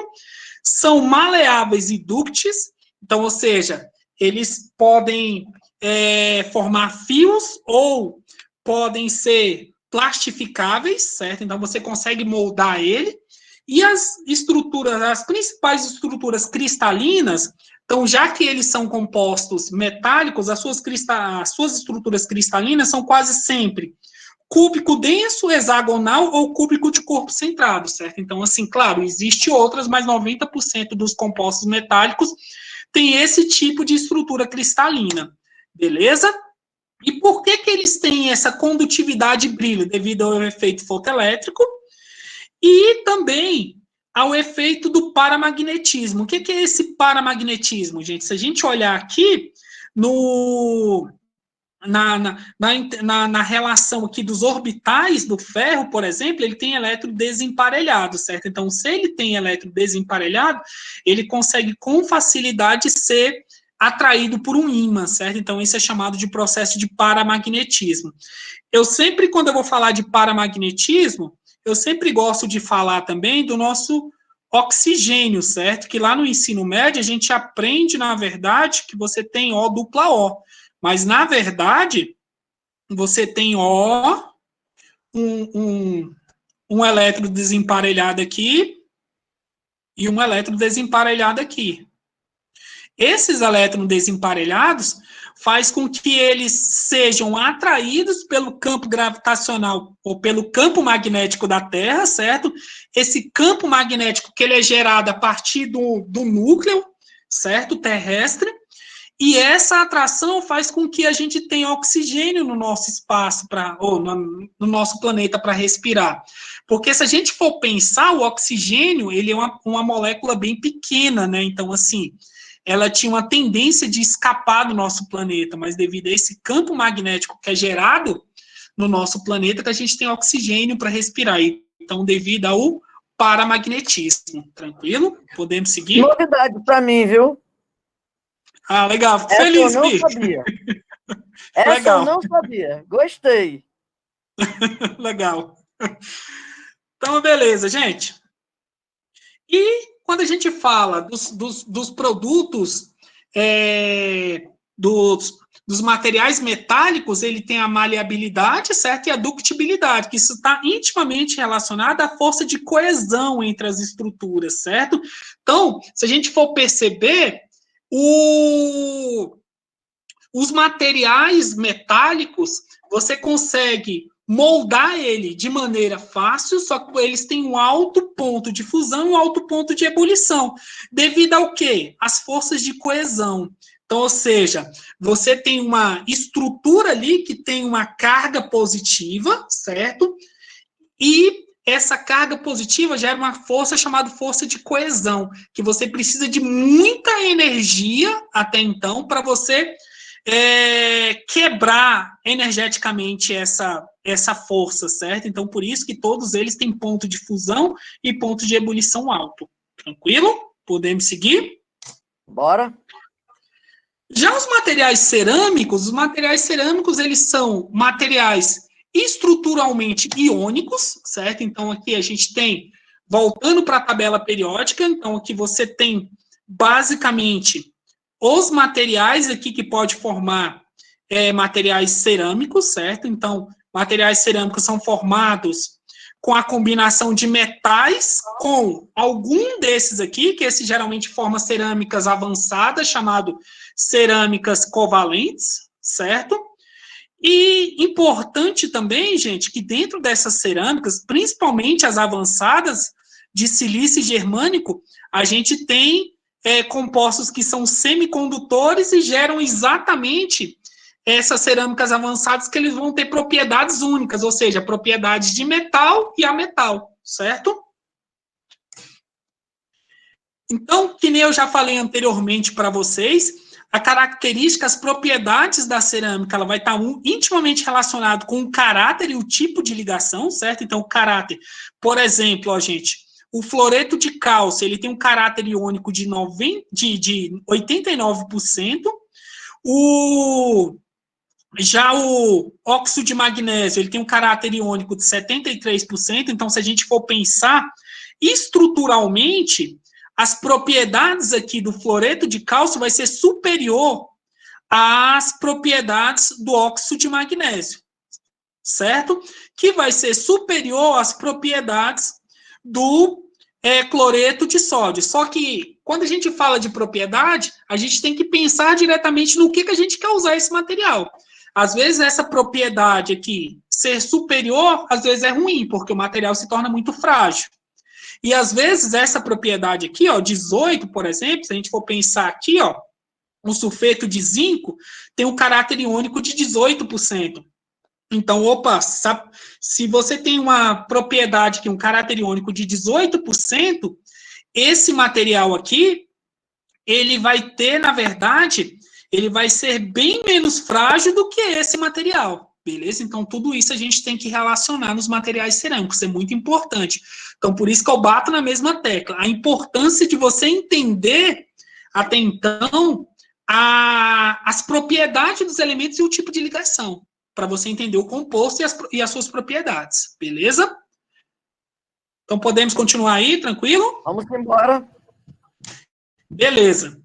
E o último tipo de material aí, gente, que é a relação aí, ou seja, a união aí de vários tipos de materiais, né? Ou seja, ou do material polímero, ou de um material metálico, ou do material cerâmico, ou a junção de todos eles, né? Que a gente tem isso aí, a gente tem os compósitos, certo? Os compósitos, eles têm características únicas, então, ou seja, os compósitos, eles geralmente, eles têm propriedades incomuns em relação a certo? Ou o reforço isolado. Então, quando você faz um compósito, na verdade, você quer propriedades únicas, certo? Então, vamos colocar um exemplo aí. Geralmente, eu sempre coloco aí exemplo de material reforçado com nanocarbono, certo? Com nanofibra de carbono, certo? Então, nanofibra de carbono, você vai ter ali propriedades altamente resistentes. Só que para você trabalhar com nanofibra de carbono é tenso e além de caro, né, Vivi?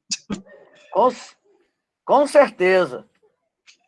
E você não pode errar, né? Se você errar, ferrou, porque o trem é caro. Ah, não, mas às vezes o erro nos compósitos se torna um acerto. Isso é verdade, isso é verdade. Uhum. E assim, gente, sempre quando a gente fala assim de compósito, eu acho bastante interessante a gente ver hoje a substituição, principalmente na fábrica, na engenharia aeronáutica, né? A engenharia aeronáutica hoje, ela está. Claro, você tem muitos objetos metálicos hoje, mas você tem muito compósito. Então, para que você pensa na substituição, na verdade, de materiais metálicos por materiais compósitos? Porque você baixa a densidade. Se você baixa a densidade, você diminui o gasto de combustível, né? Então, assim, você vai economizar bastante, beleza? Então, assim, isso é uma das utilidades. Não só nisso, por exemplo, você tem esse ciclista de alta performance, né? Então, eles usam bicicletas de fibra de carbono, certo? Então, você vai diminuir a densidade, você consegue a maior velocidade. Então, você tem todas essas relações aí para materiais compósitos, certo? E eu coloquei um exemplo aqui. O que seria um material compósito, gente? Isso eu peguei diretamente da minha dissertação de mestrado. A minha dissertação de mestrado, eu trabalhei com reforço de celulose de fibra de bagaço de cana, reforçando a matriz de poliestireno expandido, e eu produzi aqui um composto com essas fibras desalinhadas, certo? E o que a gente percebeu, gente? A gente percebeu aqui que a matriz você tinha uma lignina residual aqui no reforço, certo? E essa lignina residual, porque o poliestireno, o estireno, que a gente tem um anel benzênico, e você tinha na superfície da fibra, você tinha lignina residual que tinha grupos fenilprofanos, certo? Fenilpropano, desculpa, tinha grupos fenilpropano aqui. Esses fenilpropano, eles interagiam aqui e aumentavam as propriedades mecânicas. Então, você tinha uma propriedade aqui, e além disso, na superfície da fibra, você tinha ligações de hidrogênio aqui entre o hidrogênio aqui da superfície da fibra e o oxigênio aqui da matriz residual de lignina, beleza? Então, isso aqui é muito importante você entender. Por quê? Porque você vai ter um ganho nas propriedades térmicas, as propriedades térmicas, de certa maneira, vai diminuir devido à relação aí da energia livre de Gibbs, certo? E entropia. Então, assim, se você tem um material com a interação mais forte, a energia vai diminuir, certo? E, ao mesmo tempo, você vai ter ganho nas propriedades mecânicas, de tração, módulo de elasticidade, dureza do material, certo? Então, E, assim, para você verificar isso aqui, você geralmente faz algumas... você verifica DRX e algumas técnicas para você verificar a ocorrência desse tipo de interação, certo? Então, só para a gente fechar aqui, é a comparação entre as propriedades de um polímero com e sem reforço. Então, ó, por exemplo, você tem aqui, ó, a densidade aqui do material, a densidade que você tem 1,19, certo? E com o reforço, ela aumenta um pouquinho aqui, certo? Só que olha só a tensão aqui desse material. A tensão aqui com 40%, a gente tem 159 megapascal. Olha o módulo de elasticidade, 2,24 e 2,3. Olha para quanto ele foi com 40%. Então, se a gente for pensar aqui, dá quase 5 vezes o módulo de elasticidade. E só dando um adendo aí, o módulo de elasticidade que você tem, ele representa o coeficiente de rigidez e a resistência real do material, ele é oriundo das ligações químicas. Exatamente, totalmente, entendeu, Vi? Entendeu, Vivi? Porque ele vai estar relacionado ali à questão da cristalinidade do material, né? Então, se você aumenta o módulo de elasticidade, você aumenta a cristalinidade. Então, assim, você ganha tanto na tensão, né? como no modo de elasticidade. Então, assim, você vai ter interações mais fortes. Então, por exemplo, se a gente for relacionar aqui, por que o material cerâmico ele é frágil e o material... por que ele é frágil? Porque é um material que muitas vezes ele tem uma cristalinidade muito alta, certo? Então, assim, se a gente for pensar ali, até nos materiais metálicos, né? Quando você tem o menor contorno de grão, né? Então, assim, as discordâncias ficam mais complicadas. Então, você aumenta o modo de elasticidade desse material e você diminui a elongação desse material, entendeu? Então, assim... Mas esse módulo também, Luiz, ele está muito correlacionado à intensidade das ligações, às forças de ligação química. Totalmente. Porque cada ligação química ela tem uma variação. Os polímeros têm uma grande variação de módulo de elasticidade, os metais eles já têm um módulo mais baixo, porque eles só têm propriedade por conta da estrutura de Defeit. Uhum. E os materiais cerâmicos, como a ligação cerâmica, a ligação iônica ela é muito forte, você não consegue ter muita deformação. Então, ele tem um módulo extremamente alto, daí a rigidez do material e a fragilidade. Exatamente. E lembrando que os polímeros ainda, né, Vivi? A gente tem os polímeros, tanto os polímeros amorfos, quanto os polímeros semicristalinos. Entendeu? Então, por exemplo, eu dei o exemplo aí do PHB e do PLA. São polímeros semicristalinos. Ou seja, o que seria esse semicristalino? Ele consegue um nível de empacotamento desse material, só que não é na estrutura polimérica completa, né? Então, por isso que ele é semicristalino.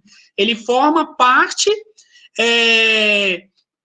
ele consegue empacotar uma parte dessa estrutura e outra parte não consegue, entendeu? Então, por isso essa estrutura é diferente. Tranquilo? Tranquilo. Então, agradecer aí a professora Viviane aí, a universidade, a UNB aí, a Secretaria de Educação, o CNPq, e também a Universidade Federal do Rio Grande do Norte aí pela oportunidade, gente. E obrigado. Ô, Luiz, explica Opa. uma coisa.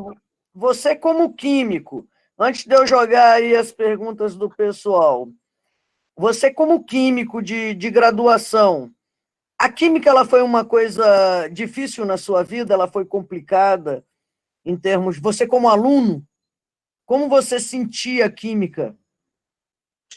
Eu, assim, eu era apaixonado, entendeu? Eu achava muito legal, assim, porque a química em si, ela explica a natureza em si, né? Ela explica desde o desenvolvimento de uma planta até porque que a gente tem petróleo ou não em certos países, né? Então, assim, eu sempre acho muito legal a química. Por exemplo, vou colocar um exemplo aqui para você. Às vezes a gente fala da questão por que Vênus ela não tem vida, apesar de fazer parte da zona habitável, entendeu? Então, porque você tem um quantitativo de gás de efeito estufa tão grande que o calor fica preso lá e você aumenta a temperatura. Então, assim, eu sempre fui um aluno muito curioso em relação a isso, entendeu? Então, assim, a química me despertava essa curiosidade, tudo relacionado à vida ou não vida também, né?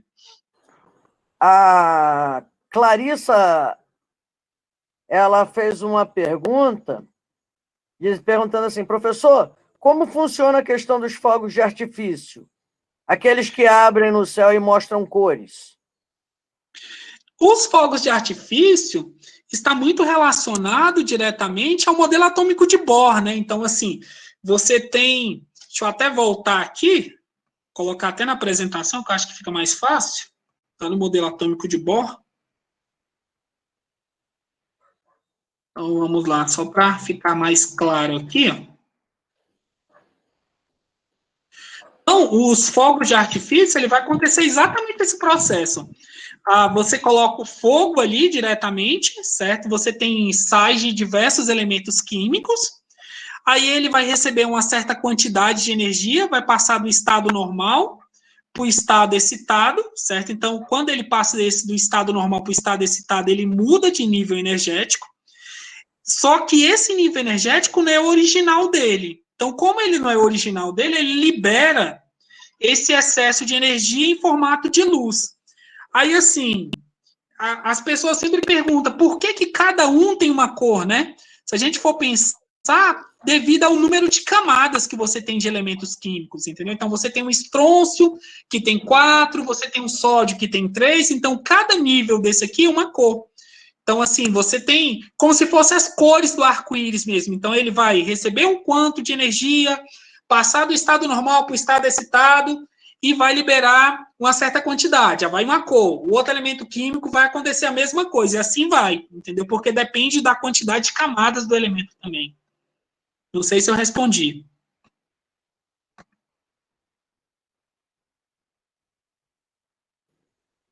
Ela agradeceu. Ah, Disse então que achou beleza. muito legal. A Yasmin, ela colocou uma pergunta, Yasmin Fidelis. Professor, a eletronegatividade pode ser considerada uma propriedade periódica? Totalmente periódica, porque ela vai ter variação em relação ao período, né? Então, por exemplo, se a gente for pensar, por que você tem uma diferença de eletronegatividade entre o cloro e o flúor? Devido à quantidade de camadas. E se você tem diferentes quantidades de camadas, você tem períodos diferentes. Então, por isso o nome propriedade periódica, do período mesmo. Bom? Beleza. Gabriel Carlos. Aí, Gabriel Carlos. Sim, aí deixa eu só fazer uma complementação aqui com a pergunta que a Carol fez. A Yasmin agradeceu e a Carol fez uma pergunta agora. No caso, seria a liberação de fóton entre as camadas? É isso? Exatamente, isso mesmo, é o fóton mesmo, que é a luz, né? Diretamente, isso. A Caroline está ficando esperta. Ah, estudiosa a menina. Gostando de ver. Ficou orgulhosa. O Gabriel Carlos, ele fez uma pergunta. Professor, resumidamente, como um ácido qualquer corrói ou desgasta certa peça? Ele vai depender diretamente do pKa, entendeu? O que é o pKa? Aí a gente vai entrar diretamente na parte aí do equilíbrio químico. Então, por exemplo, quando... Deixa eu voltar aqui no slide, fica mais fácil para explicar para vocês. Deixa eu só colocar um slide em branco aqui. Então, peraí, deixa eu... Então, por exemplo, deixa eu colocar no modo de apresentação. Então, aqui, ó, vamos colocar aqui, eu vou colocar um Ka aqui qualquer, certo? Eu não lembro exatamente os Ka's de cabeça, mas, por exemplo, você tem um HCl, que é um ácido fortíssimo, que vai formar aqui o H+, mais Cl-, e eu vou colocar aqui H2S, que vai formar 2H+, mais S2-. Então, o que acontece? Aqui, você tem a constante de equilíbrio, que vai ser o H+, mais o Cl-. E aqui você tem o Ka também, que vai ser H+, elevado a 2, vezes S2-. Qual a diferença dessa reação de cima para essa de baixo? A questão da disponibilidade. Aí entra a questão da eletronegatividade. A diferença de eletronegatividade aqui é muito maior do que aqui. Então, como a diferença de eletronegatividade aqui é muito maior, se você tirar o log do Ka, você vai ter uma coisa chamada pKa. Ou seja, o pKa desse ácido aqui vai ser muito maior do que o pKa desse outro ácido. Então, logo, o HCl é um ácido muito mais forte que o H2S. Beleza? Então, por isso que eu falava da questão do pKa. Ele é muito relativo ao quantitativo que você vai ter de H+, certo? Por que o quantitativo que você vai ter de H+? Porque para um ácido ele ser forte, vocês concordam comigo que eu tenho que ter uma quantidade maior de H+, que é o H+, que é altamente reativo? Então, se você tem aqui até então o equilíbrio voltado mais para cá, você tem pouco H+. Se você tem um ácido muito forte, o equilíbrio é deslocado para cá. Então, você tem um quantitativo maior de H+. Então, o pKa desse é maior do que o pKa dessa segunda reação. Não sei se respondi. Respondeu. Se ele entendeu, eu não sei. Mas ele entendeu. Ele colocou sim, sim. Que bom, que bom. A Rayane fez uma pergunta que eu também estou curiosa. O Gabriel, ele agradeceu. Aquele esquema das forças intermoleculares, de onde você tirou aquilo, hein, Carlos? Ô, Luiz, porque tá lindo demais. Fiquei apaixonado também. É de legal, livro? né? Também. Foi de um livro. Foi, eu vou te mandar depois. Depois manda para mim. Uma das coisas que eu vi é que muito do que nós trabalhamos com a química, que os alunos eles têm essa visão, né? O pessoal começa, eu estou gostando de ver que o pessoal ficou até o final, agora começa a sair porque já vai chegando, estourou bem o tempo mesmo, mas a química ela é muito esclarecedora. E aí eu queria só que você fizesse um comentário para a gente fechar. É que, assim, muito se trabalha em laboratório, principalmente em têxtil, que você vai fazer soluções, na química analítica, na química orgânica, que você vai trabalhar com preparação de soluções, né? Então, você tem soluções aquosas. E aí eu vou usar uma água com um ácido sulfúrico. E aí eu pego e coloco a água no ácido sulfúrico, eu tenho uma reação. Explode o mundo. Eu coloco o ácido sulfúrico na água, aí ele dá uns estalinhos, mas ele sobrevive. E aí, essas explicações, elas, para o pessoal entender como eles trabalham, como eles escolhem esses reagentes, como eles manipulam com toda a segurança, de onde vem a ordem dos fatores altera o produto realmente, em alguns casos, em outros não. Né? Mas de onde vem isso? Isso vem da tabela periódica para eles? Ei! Peraí, os caras estão brigando. Vamos ficar relax. Momentos tensos aqui. É porque eles já estão começando a pedir comida. Aí fica todo mundo me rondando aqui. Não pode chegar perto de mim na hora de comida que eles brigam. Mudei de lugar, porque 2 pastores brigando do meu lado aqui, aí eu sobra para mim, né? Aí o Júnior faz aqui, o bom são os bastidores. Eu sou realmente uma comédia. Mas a vida é feita assim mesmo. Eu vou ter que separar a briga lá. Mas o Pedro segura aí. Responde essa pergunta, por favor. Tá, então beleza.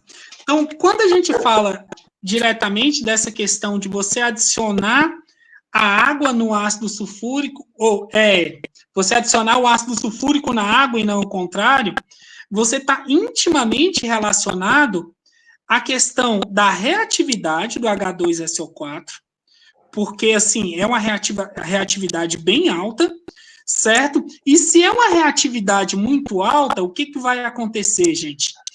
Quando você quebra isso aqui, ó, para formar 2, SO4, 2-, essa reação ela é extremamente exotérmica. Então, como essa reação aqui é extremamente exotérmica, então, qual a tendência? Quando você joga água no ácido sulfúrico, você está quebrando essa ligação. Então, se você está quebrando essa ligação, a energia vai ser liberada de uma vez. Então, por isso que a tendência dela é explodir no seu rosto mesmo.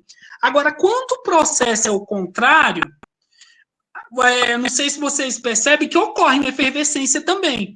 Só que você está adicionando aos poucos, entendeu? Então, como você está adicionando aos poucos, as ligações vão sendo quebradas aos poucos, então a reatividade diminui. Então, por isso que você tem que adicionar o ácido sulfúrico na água, não a água no ácido sulfúrico. beleza? Porque ali o ácido sulfúrico está altamente concentrado. Então, como o ácido sulfúrico está altamente concentrado, então a tendência é de quebrar a ligação de uma vez e liberar energia para ir até no seu rosto. Então, vai evaporar a água junto com o ácido, com tudo. Beleza? Não sei se eu respondi.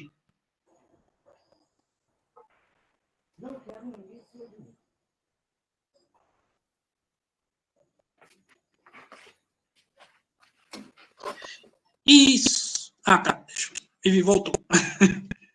Voltei. Bom, acho que já deu nossa hora. Eu acho que alguém...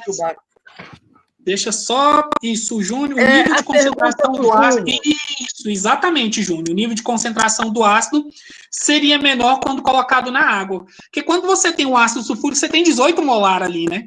Então, assim, você tem um quantitativo muito, muito alto, né? Quando você fala de 18 molar, o que significa? Que você tem 18 mols de ácido sulfúrico em 1 litro de água, né? Então, a concentração é muito grande. Agora, quando você faz o contrário, você dilui, né? Você diminui a concentração. E, assim, aí a reação torna um pouco menos, não que ela torne menos exotérmica, né? Mas, assim, o quantitativo, devido à quantidade de ácido, diminui, então o risco dela explodir no seu rosto é menor. Beleza? Bom, pessoal, eu quero agradecer ao Luiz por nós termos brincado aqui num bate-papo. Né? Essa era uma palestra diferente, ela era mais a nível educacional mesmo, disciplinar. Agradecer, Luiz. Muito obrigada por ter feito isso em tempo recorde. Tá? Agradecer ao pessoal, os guerreiros que vieram e ficaram aqui até o fim.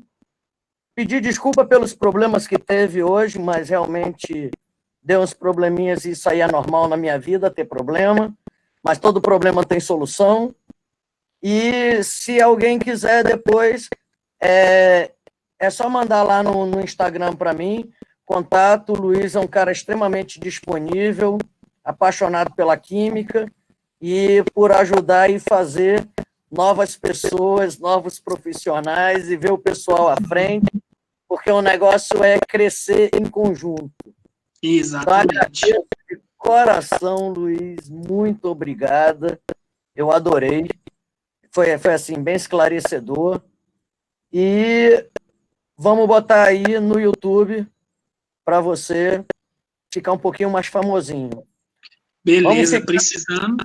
Estamos aí. Todo mundo Hoje eu mudei de lugar, peguei o computador, a Carol, o pessoal está elogiando, dizendo que adorou, tá, valeu. Então, muito obrigada mesmo, de coração. Estou mais do que feliz. Eu que agradeço, Vivi. Precisando.